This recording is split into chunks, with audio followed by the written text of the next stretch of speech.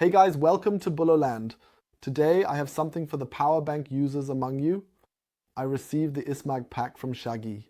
This is a Magsafe Powerbank, as you can see here, and it has mAh in terms of battery size. And I have had it for about 2 weeks now and have already been able to try it out a bit. And what came out of the results? I will get to that right now. Maybe just to round it off, you have already seen the specs here. mAh. What I think is particularly special here, you know this from SHARGE, these transparent cases. Down here you can see a kind of fan and LEDs. Then we have a USB-C port here with which you can charge the device as well as recharge it with around 20 watts, I believe.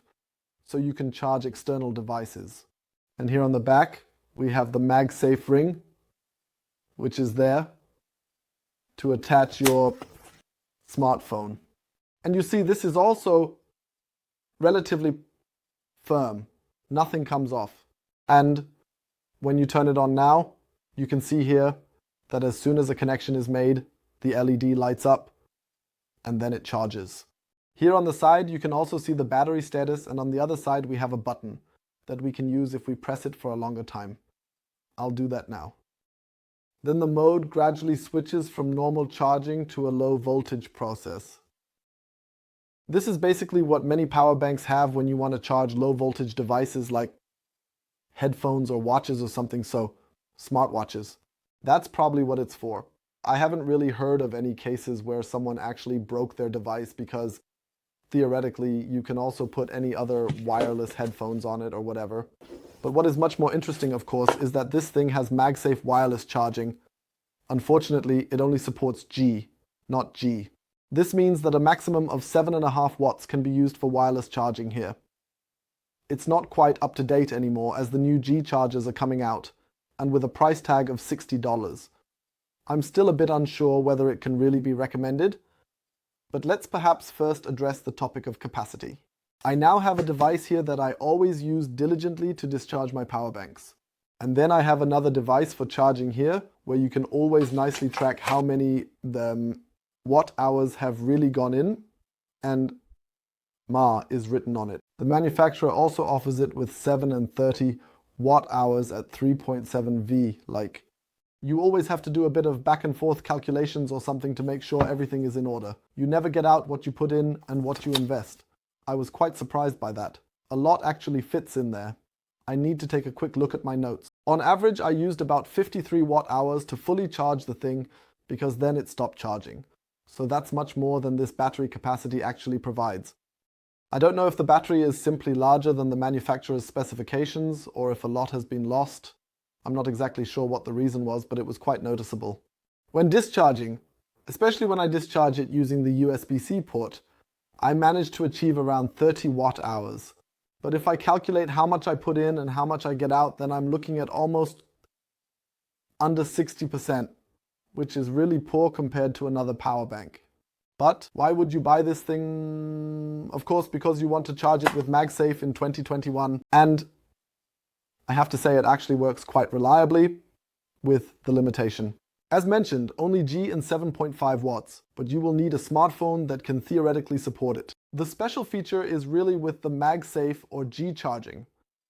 Normally, devices tend to get quite warm, but here there is a built-in fan that ensures it doesn't really get warm at all.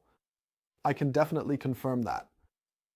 At no point did I notice it getting warm. Unless you charge it via USB-C, it gets a little warm, but really just a little. But when charging with the smartphone and through charging, there's actually never a problem. Here is the fan now. You can see it here. The thing is rotating. It amusingly changes its colors all the time. You can't really hear 2001 right now, but I'll hold it up to the microphone for a moment. I hope you can hear it. It's such a slight beep. It's just a fan that spins. Naturally, it makes some noise.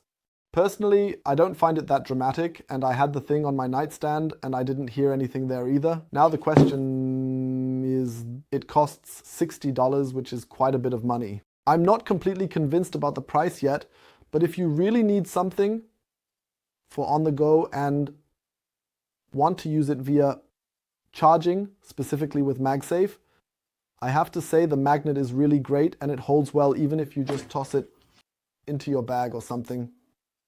You might see it here. So for the intended use, I can see that. However, if you really just need a power bank on the go, there are plenty of other power banks available, and you can just get a small cable to charge at 18 watts instead of 5 watts or 7.5 watts. So that's already the difference, and theoretically, you could charge it that way and still attach the thing. 2001. So I have now connected via Magsafe, and now it can't decide whether to charge via Magsafe or USB-C, but it charges via USB-C at 18 watts, which is of course twice as fast as it would be with regular charging. What might be quite interesting is that you can theoretically use this thing here as a G charger. You can charge the device, and while you are charging, you can also simply charge another device. That works too. It's basically the Magsafe charger for on the go. And if you have a smartwatch that can also be charged via cheat charging, like some of the Huawei watches, which could be charged that way, you can charge it here as well. With my Amaze TX, that doesn't really work, and it didn't go so well with my Samsung Galaxy Watch either, but now I've talked enough, I'm done. As I said, the magnet is great, but the battery capacity is not so impressive. And with that, I'm done now and wish you all a nice day. Take care, channel.